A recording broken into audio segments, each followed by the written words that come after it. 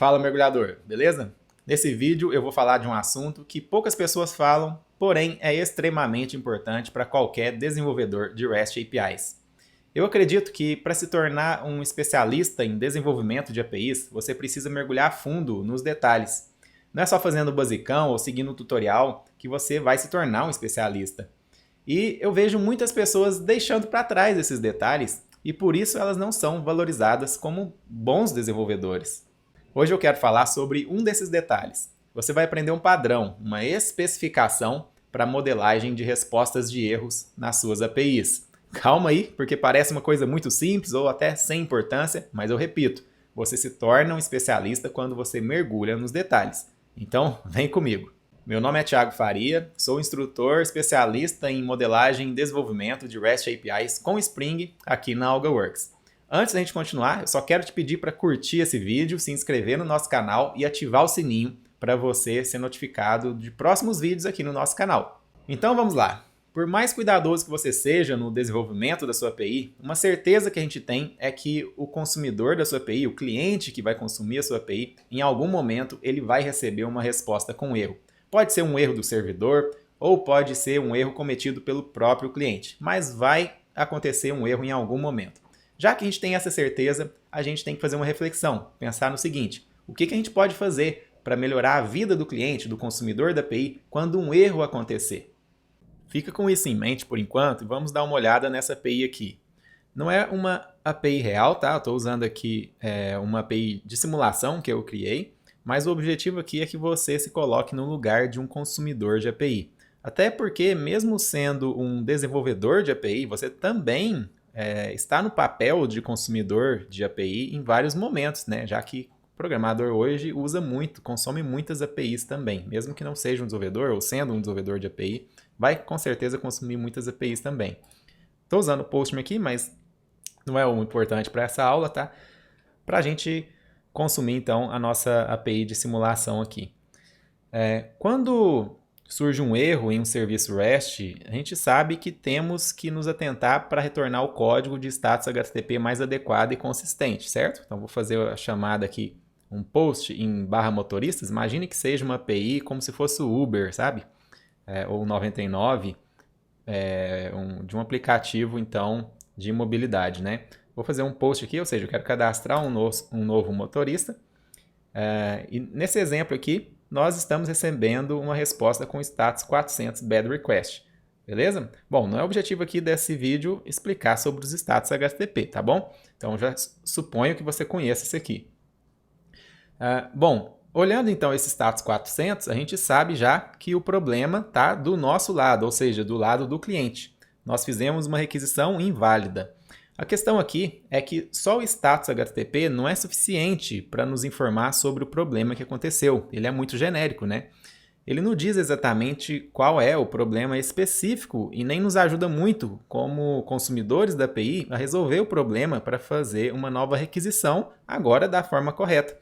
Por quê? Tá vendo aqui que não tem nenhum corpo na resposta, apenas um código? Então não está dizendo muita coisa, está só dizendo, na verdade está dizendo, olha, o problema é seu, não está dizendo qual é o problema que eu cometi, né?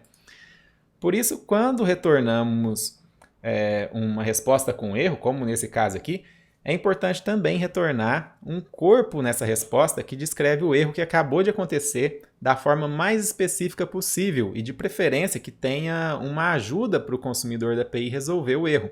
Aí eu tenho um outro exemplo aqui para você ver. Opa, eu estou digitando errado aqui, carros. Tem um outro exemplo aqui para a gente ver. Olha só, agora sim, esse endpoint aqui está retornando uma resposta com detalhes do erro. Esse aqui é um modelo da representação de erro padrão que a gente, quando a gente usa Spring, tá? Mas veja que é uma resposta muito técnica, né? Que inclusive expõe informações internas da aplicação. Tá vendo aqui esse trace aqui, ó, tá expondo a stack trace da exceção que aconteceu lá no servidor, né? Essa propriedade trace aqui não é recomendada para ambiente de produção, inclusive, tá? Além de não ajudar os clientes da API, já que é um problema, né, interno da aplicação, uma exception, né, um problema interno da aplicação, a gente ainda corre o risco de expor dados sensíveis da nossa aplicação para terceiros. e isso poderia comprometer de alguma forma a segurança da API, né? Então, no Spring Boot, inclusive, é bem fácil desativar isso aqui, esse trace, mas não é o assunto desse vídeo. Mas veja então que eu queria te mostrar que nesse endpoint está pelo menos retornando uma resposta com detalhes do erro, apesar de ser muito técnico, né? Não ser uma linguagem tanto assim para o consumidor da API. E ainda tem um outro endpoint, vou fazer aqui agora, tentar cadastrar os passageiros. Opa, passageiros. Vamos fazer aqui um send. Tem um outro endpoint ainda, então, olha só que retorna a resposta do erro em um outro formato. Ou seja, nessa API aqui, cada endpoint que a gente foi testando está retornando um padrão diferente. Isso aqui está mais simples, mas está retornando aqui passageiros já existe com CPF. Inclusive aqui está bem melhor, porque agora eu sei que o problema é que eu estou tentando cadastrar o passageiro com CPF que já existe. Exemplo, tá? Isso aqui é só simulação, como eu já disse, né? Porém, como eu estava dizendo, cada endpoint da mesma API está retornando o erro de uma forma diferente. Uma é sem corpo na resposta, outra é com corpo, com muitos detalhes técnicos, a outra aqui mais simples, porém dando a mensagem até mais legível, né, para o consumidor da API. Enfim, mas existe aqui uma despadronização nessa resposta, né?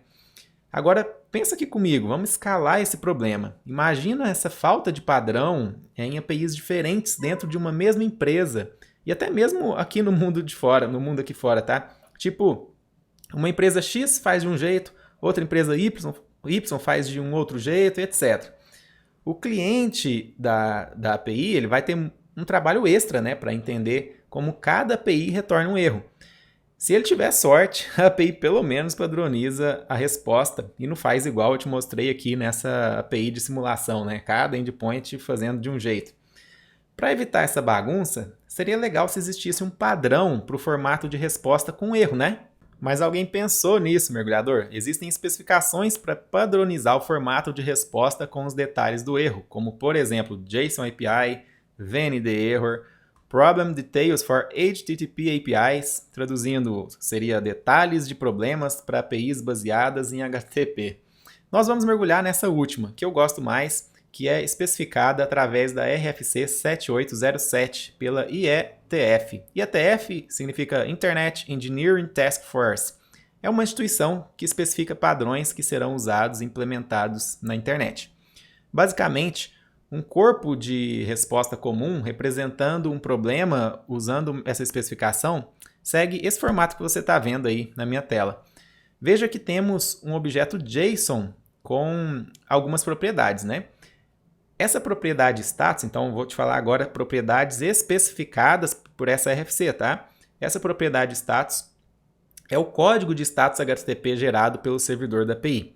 Essa é uma propriedade de conveniência, né? Já que o status já está no cabeçalho da resposta, né? Lembra que eu fiz uma requisição, deu erro, tinha lá o código de status 400, aquilo ali veio no cabeçalho da resposta. Mas mesmo assim, a gente tem essa propriedade status aqui, é uma propriedade de conveniência. Tem que ser o mesmo status retornado no cabeçalho da resposta, tá? Não pode colocar aqui um código de status diferente.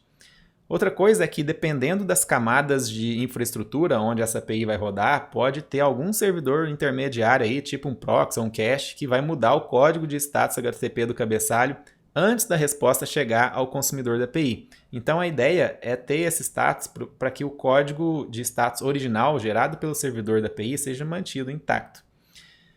A próxima propriedade é a propriedade type, que o valor dela é uma URI que identifica o tipo do problema. Os consumidores da API devem usar essa informação para identificar o tipo do problema e para tomar decisões.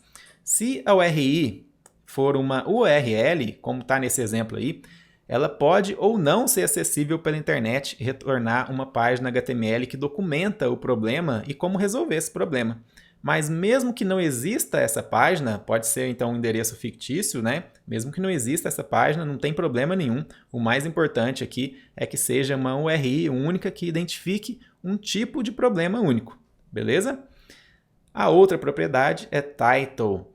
Title é um texto curto que descreve de forma legível para nós humanos o tipo do erro, ou seja, descreve o type né? Aqui em cima, ele está descrevendo então o type em texto legível, né, para humanos. O ideal é que esse título não mude para cada ocorrência do mesmo tipo de erro. Ou seja, se o tipo de erro é carro em uso, como você está vendo aí, o título deve manter a mesma descrição, independente se é o carro de código 10 ou de código 20 que está em uso, tá? Aqui não é o lugar para você detalhar o problema, mas apenas um título para esse problema. Essa informação é útil para os consumidores da API que não conhecem muito bem as URIs da propriedade type, beleza? Já que essa propriedade title, ela descreve de forma mais legível, né?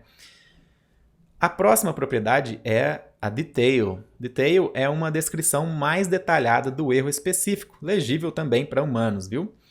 Aqui é onde nós detalhamos a ocorrência específica do erro. A descrição deve dizer exatamente o que aconteceu e também é recomendado que sugira como corrigir o problema, se for o caso, tá? Cuidado só para não colocar detalhes internos da API aqui. Essa propriedade não é um lugar para você colocar dados para debugar a aplicação, como por exemplo a Stack Trace. O foco tem que ser no cliente da API e não em você que desenvolve ela. E o cliente não precisa conhecer a Stack Trace, tá? Isso é coisa sua de desenvolvedor. Isso aí você pode logar isso num arquivo de log. Outra coisa importante é que quem for consumir a API não deve tentar interpretar essa informação do detail para tomar decisão, como de forma programática, né, para tomar algum tipo de decisão. Então, ele não pode tentar buscar aqui o código 8 dentro do texto. Não pode fazer isso. É uma coisa que, como consumidor da API, quando você usa uma API que retorna isso aqui, você não deve fazer isso, tá? Não deve tentar interpretar essa mensagem. A outra propriedade é instance. Isso aqui é uma propriedade opcional e nela você pode informar uma URI que identifica a ocorrência exata, específica do erro que está retornando. Se for uma URL, como nesse exemplo aí que você está vendo, pode ser acessível pela rede ou não. A especificação deixa isso em aberto, beleza? Se for uma URL acessível, ela pode, acessível quero dizer, disponível na rede, né, na internet, alguma coisa assim. Se for uma URL acessível, ela pode resultar em mais informações sobre o erro, como, por exemplo, um log ou uma página com mais detalhes da exata ocorrência do problema. O que eu quero dizer com isso? Se você quiser, porque é opcional, se você quiser deixar isso aqui acessível, eu pego isso aqui, coloco num browser, por exemplo, ou no Postman, em algum lugar. Enfim, eu acesso essa URL aqui e eu vou ter mais informações sobre essa ocorrência exata do erro, tá? Mas como eu disse, é opcional, beleza? E também o instance pode ser também uma URN, que é um tipo de URI, uma URN é um tipo de URI só para identificar coisas, sem a localização para acesso, porque o URL é um tipo de URI com um localizador para acessar aquele determinado recurso, né? Já o URN não, o URN é apenas para identificar um recurso, uma coisa. Esse exemplo aí está com um URN com um namespace de UUID, tá vendo? URN, UUID, e aqui está o código. Nesse caso, pode ser útil se você, por exemplo, armazenar os logs no servidor, identificando a ocorrência do erro com esse URN também. Então, enfim, você pode, por exemplo, pegar esse URN aqui e logar ele no seu arquivo de log, e aqui você tem, então, a instância, né? Uma URI que identifica essa ocorrência do erro. Fica fácil, então, você fazer esse cruzamento e encontrar lá no log, né, as mensagens relacionadas a essa requisição. Mas, como eu disse, isso é opcional e menos usado, inclusive, e você não precisa implementar isso se você achar desnecessário para a sua API, beleza? E o legal é que a gente pode estender o formato da resposta de erro, adicionando novas propriedades de acordo com a nossa necessidade. A gente não precisa ficar preso apenas àquelas propriedades que eu acabei de te mostrar. Por exemplo, podemos ter uma propriedade chamada timestamp, com a data e hora que o erro foi gerado. Até mesmo algo mais específico, como uma propriedade com o ID da corrida, como você está vendo aqui, você pode adicionar também. Isso é só um exemplo. Você pode adicionar novas propriedades de acordo com a sua necessidade, beleza?